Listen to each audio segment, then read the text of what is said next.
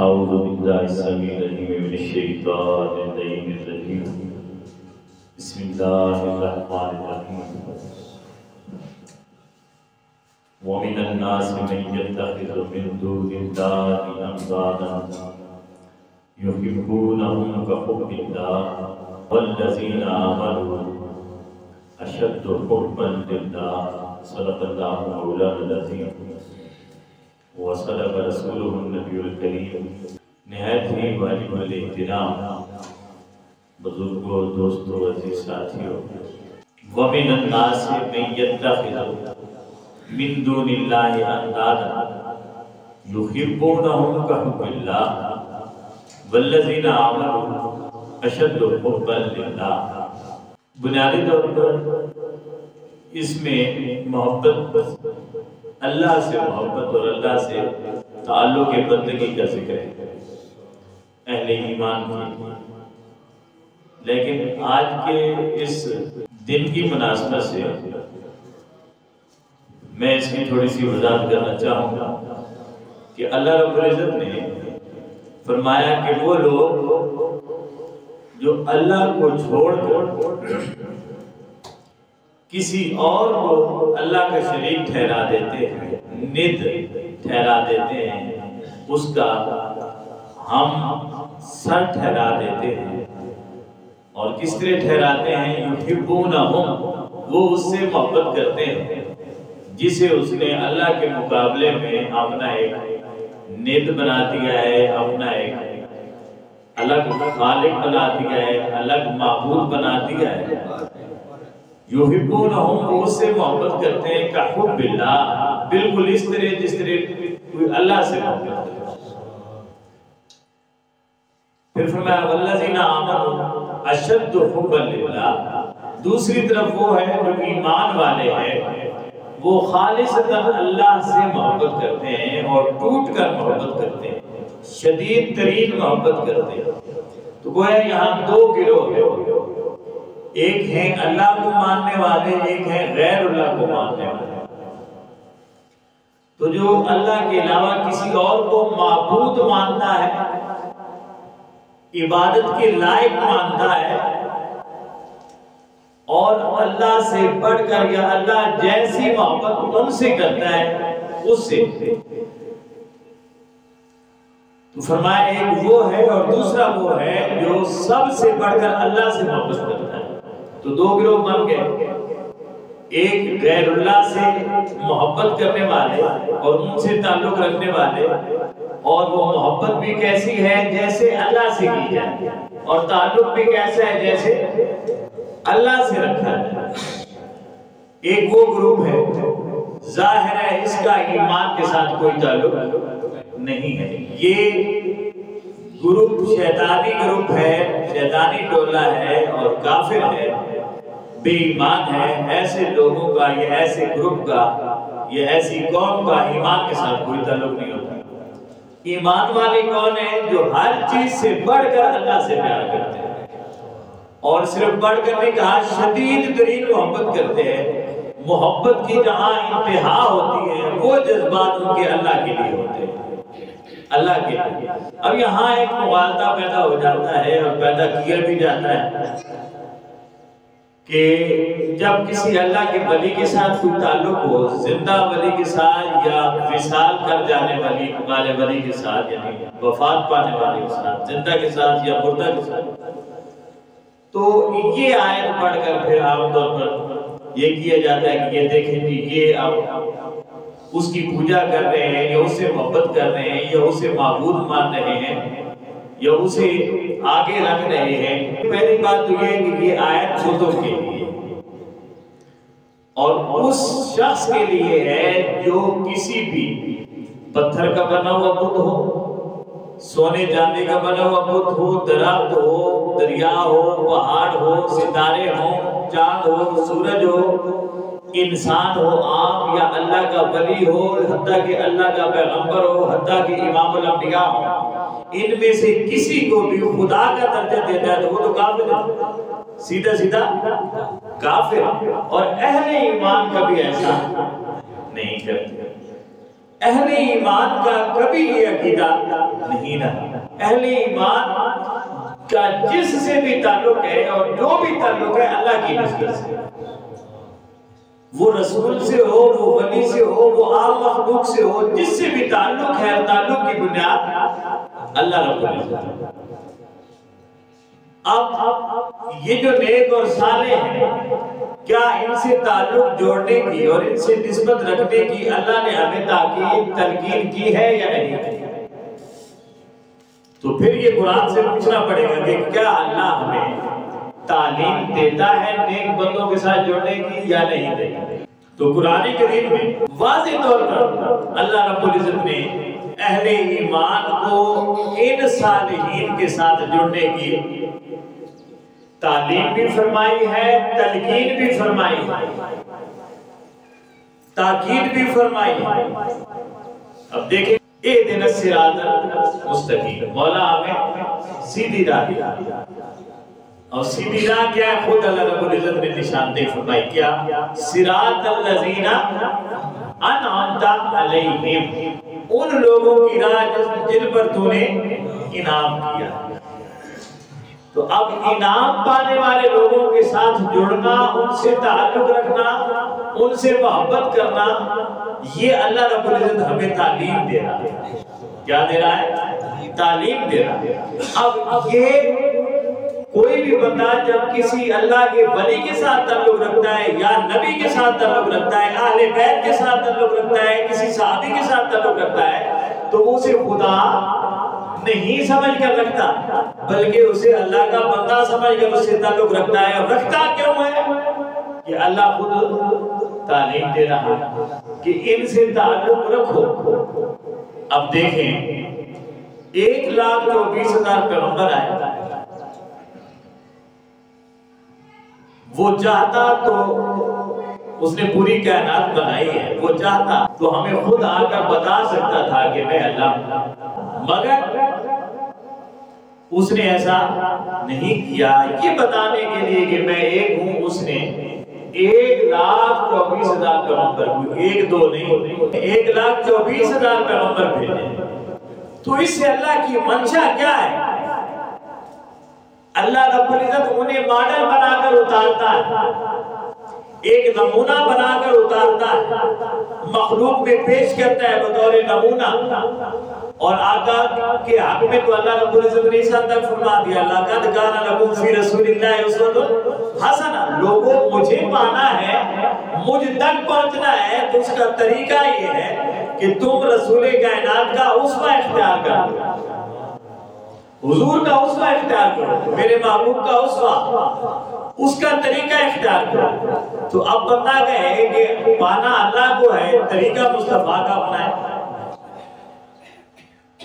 تو اس کا مطلب ہے حکمت یہ ہے کہ اللہ نے جسے نمونہ بنا کر بھیجا ہے اسے دیکھنا ہے اور اس کے مطابق اس کے نقش قدم پر چلتے ہوئے رب تک پہنچنا ہے۔ یہ بات نہ کفر ہے نہ شرک ہے، کیونکہ اگر یہ کفر اور شرک ہوتی تو اللہ رب العزت انبیاء کو نہ بھیجتا۔ اب آقا جب جانے لگے تو آقا نے کیا اعلان فرمایا؟ علیکم بسنتی وسنت الخلفاء الراشدین، میری سنت کو پکڑنا ہے اور خلفاء راشدین کی سنت کو پکڑنا ہے۔ یہ کیوں نہیں کہا کہ اللہ کو پکڑنا ہے؟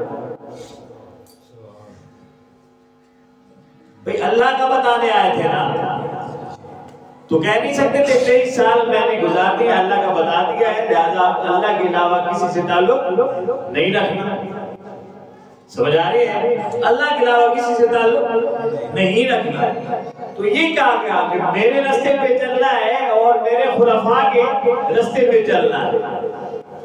تو اس کا مطلب ہے ماڈل ہے کچھ کائنات میں جن کے ساتھ تعلق رکھنا عام آدمی کے لیے ضروری ہو جاتا ہے اس نقش قدم پر چلنے کے لیے اور اللہ تک پہنچنے کے لیے۔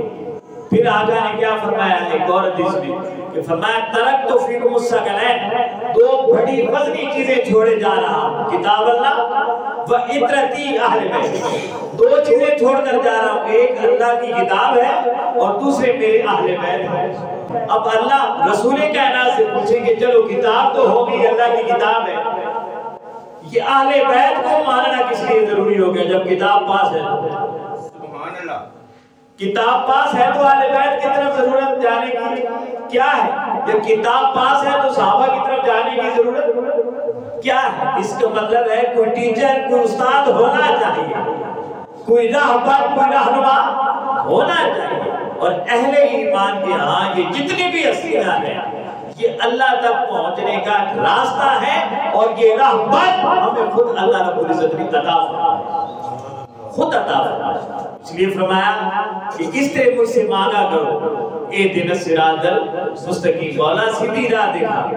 پھر خود ہی فرما دیا صراط الذین انعمت علیہم، ان لوگوں کی راہ جن پر تو نے انعام کر دیا۔ اب ساتھ ہی یہ بھی فرما دیا غیر المغضوب علیہم ولا الضالین، وہ راستہ نہیں جس پر تیرا غضب ہوا اور جو گمراہ ہو گئے۔ اس کا مطلب ہے دو راستے ہیں، ایک ہدایت پر چلنے والے، راہ پر چلنے والوں کا راستہ ہے، وہ راہ جو اللہ کی طرف لے جاتی ہے، اور ایک گمراہ کرنے والوں کا راستہ ہے جو اللہ سے ہٹاتا ہے۔ دو راستے ہیں، اللہ رب العزت نے اپنی طرف جانے والے راستے کی دعا مانگنے کی تعلیم فرمائی، تاکید فرمائیے کہ مانگا کرو مجھ سے وہ راستہ، ان لوگوں کا راستہ جن لوگوں کو میں نے پہلے ہی ہدایت عطا فرما دی۔ اب قرآن ہی سے پوچھ لیتے ہیں کہ وہ ہدایت یافتہ لوگ، انعام یافتہ لوگ ہیں کون؟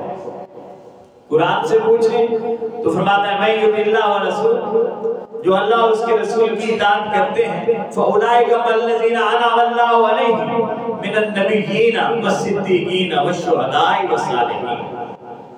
چار طرح کے لوگ ہیں، نبی جتنے بھی آئے یہ اللہ کے انعام یافتہ، صدیقین جتنے بھی آئے اللہ کے انعام یافتہ لوگ ہیں، ان کی راہ اختیار کریں، شہداء جتنے آئے وہ انعام یافتہ لوگ ہیں، والصالحین، اور جتنے نیک اور صالح لوگ ہیں، جتنے نیک اور صالح لوگ ہیں وہ انعام یافتہ لوگ ہیں۔ اب دیکھیں ایک بچہ ہوتا ہے، اللہ رب العزت سب کے گھروں کا ایسا ماحول بنائے کہ ہم اپنے بچوں کی صحیح تربیت اور ان کی صحیح تعلیم انہیں دے سکیں۔ ایک بچے کو والد کی خواہش ہوتی ہے اگر وہ صاحب ایمان ہے اور ایمان کی حلاوت اور حرارت اس کے اندر موجود ہے تو وہ اپنے بیٹے کو کلمہ سکھاتا ہے کہ نہیں؟ سکھاتا ہے، نماز سکھاتا ہے، نماز کے لیے ساتھ لے کر مسجد میں آتا ہے۔ تو بیٹا کس کے نقش قدم پر چلا؟ باپ کے نقش قدم پر۔ اس کے لیے اس کا باپ نیک اور صالح، نیک اور صالح کہ وہ اسے لے کر آیا، استاد لے کر آیا راہ حق کی طرف۔ تو جتنی باتیں میں کرتا ہوں آپ کرتے ہیں ایک دوسرے کے ساتھ، جو جس میں خیر کا پہلو ہو اور بندہ خیر کی طرف قدم بڑھائے وہ بندہ صالح ہوتا ہے۔ وہ کیا ہوتا ہے؟ یہ کوئی صرف یہ نہیں ہے کہ کوئی غار میں جا کر بیٹھا ہے اللہ اللہ کر رہا ہے تو وہ نیک اور صالح۔ ہر بندہ جو خیر کی تعلیم دیتا ہے وہ ایک درجے کا مومن بھی ہے، متقی بھی ہے، اللہ کا ولی بھی ہے۔ اللہ کا تو اللہ کے ولی بھی دو چار نہیں ہوتے، ہر خیر کا کام کرنے والا درجے میں کم صحیح مگر اللہ کا ولی ہوتا ہے۔ اور اللہ کی ولایت کی پہلی دلیل ہے کہ بندے کو جو سند ملتی ہے ولایت کی، وہ پہلی دلیل ہے کہ بندے نے کلمہ پڑھا اور رسول کا امتی ہو گیا۔ جب بندہ کلمہ پڑھ لیتا ہے، آقا کا امتی ہو جاتا ہے، اللہ کا ولی ہو جاتا ہے۔ آگے اس کی محنت ہے وہ کہاں تک جاتا ہے؟ بھئی جس نے الف ب پڑھی وہ بھی پڑھا لکھا، جس نے میٹرک کیا وہ بھی پڑھا لکھا ہے، جس نے F A B A M A کیا وہ بھی، جس نے پی ایچ ڈی کر دی وہ بھی۔ تعلیم کے مدارج ہیں مگر آپ یہ نہیں کہہ سکتے کہ یہ ان پڑھ ہے اور یہ پڑھا لکھا ہے۔ تو درجہ ولایت میں سارے آ جاتے ہیں۔ ولایت پھر آگے مراتب ہے، کون کتنی محنت کرتا ہے اور کتنا حاصل کرتا ہے۔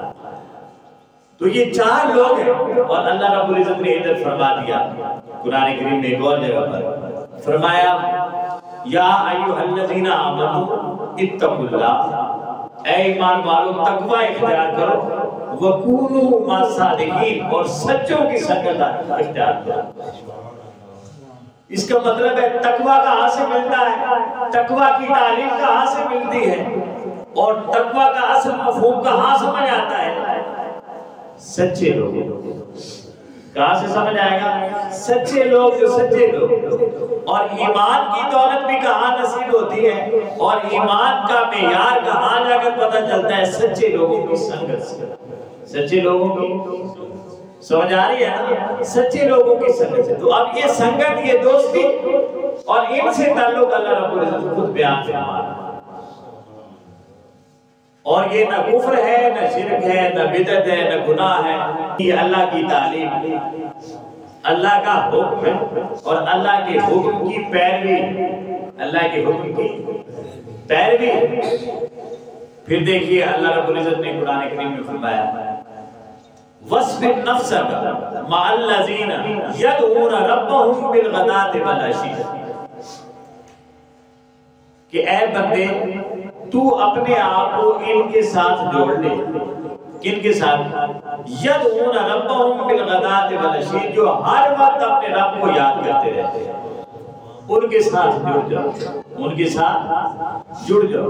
حضرت شیخ سعدی نے بڑی پیاری مثال دی تھی، بڑی سادہ سی مثال ہے کہ میں ایک مٹی کے پاس سے گزرا تو اس میں سے خوشبو آ رہی تھی.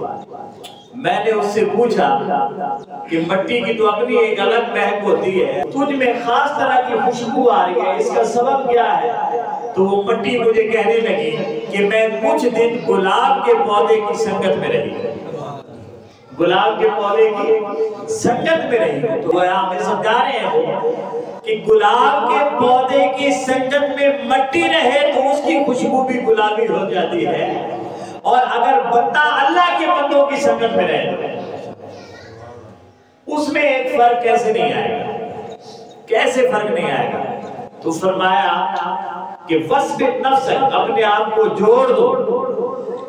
کن کے ساتھ؟ یدعون ربهم، ان لوگوں کے ساتھ جو اپنے رب کو بلاتے رہتے ہیں، بالغداۃ والعشی، صبح و شام اس کا ذکر کرتے ہیں.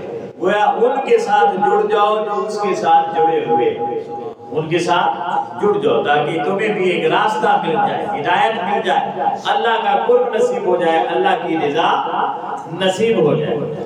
تو یہ جو ہم آیہ کریمہ پڑھ رہے ہیں عنوان کے طور پر، تو اب اسے دیکھیں وَمِنَ النَّاسِ مَن يَتَّخِذُ مِن دُونِ اللَّهِ أَندَادًا، اللہ کو چھوڑ کر کسی اور کو اپنا لیا ہے تو یہ شرک ہے. یہ کیا ہے؟ شرک ہے، اور یہ کفر ہے. اور اللہ کو چھوڑ کر کسی اور سے محبت ایسی کی ہے جیسے اللہ سے کی جاتی ہے، یہ شرک اور کفر ہے. مگر اللہ رب العزت کے حکم سے اگر کسی کے ساتھ جڑا جائے نیک اور صالح کے ساتھ، جو یہ عین ایمان ہے، یہ اللہ کے حکم کے مطابق، اس کی بتائے ہوئے طریقے کے مطابق اور راستے کے مطابق، اس کے منتخب راستے کے مطابق، اس کے انعام یافتہ لوگوں کے ساتھ اگر جڑ جایا جائے تو یہ عین ایمان ہے، یہ کفر اور شرک نہیں ہے. اور فرمایا جڑنا کیوں ہے؟ کیا وہ مقصود بذات ہوتے ہیں؟ یعنی کیا صرف انہی تک؟ اللہ کے تو نبی بھی اس لیے آئے ہیں کہ وہ لوگوں کو کہتے ہیں خود ربانیین، کیا ہو جاؤ؟ اللہ والے بن جاؤ. تو اللہ والوں کا بھی یہی معمول ہوتا ہے، تعلیم ہوتی ہے کہ وہ کیا کہتے ہیں بندے کو کہ اللہ والے کیا ہو جاؤ؟ اللہ والے. ہم جب کسی کے دست پر بیعت کرتے ہیں تو وہ ہمیں کوئی تسبیحات بتاتے ہیں. سادہ سی بات بتا رہا ہوں، جنہوں نے کسی ولی کے ہاتھ پر بیعت کی ہوئی ہے وہ کچھ تسبیحات بتاتے ہیں کہ آپ نے ہر نماز کے بعد یہ 10 بار پڑھنا ہے، یہ 11 بار پڑھنا ہے. جب ہم بیعت ہوئے حضور قدوۃ الاولیاء سیدنا طاہر الدین رضی اللہ تعالیٰ، تو انہوں نے کہا کہ 11 مرتبہ ہر نماز کے بعد کلمہ پڑھنا ہے. کیا پڑھنا ہے؟ 11 مرتبہ کلمہ پڑھنا ہے. کب پڑھنا ہے؟ ہر نماز کے بعد. تو اب اس کے اندر حکمت کیا چھپی ہوئی ہے کہ کیونکہ قلبی تعلق پیر کے ساتھ ہو گیا ہے، مگر پیر تعلق کس کے ساتھ جوڑنا چاہتا ہے؟ اللہ کے ساتھ. تو کہا ہر نماز کے بعد پڑھنا ہے کلمہ. تو پہلے کون آ گیا؟ پہلے پیر آیا یا پہلے نماز آئی؟ پہلے نماز آئی. تو پیر نے حکمت کے ساتھ جوڑا، رب کے ساتھ ہی ہے، مگر بظاہر تعلق اپنے ساتھ بھی رکھا ہے، اپنے ساتھ بھی رکھا ہے کہ 11 بار پڑھنا ہے، لیکن پڑھنا کب ہے؟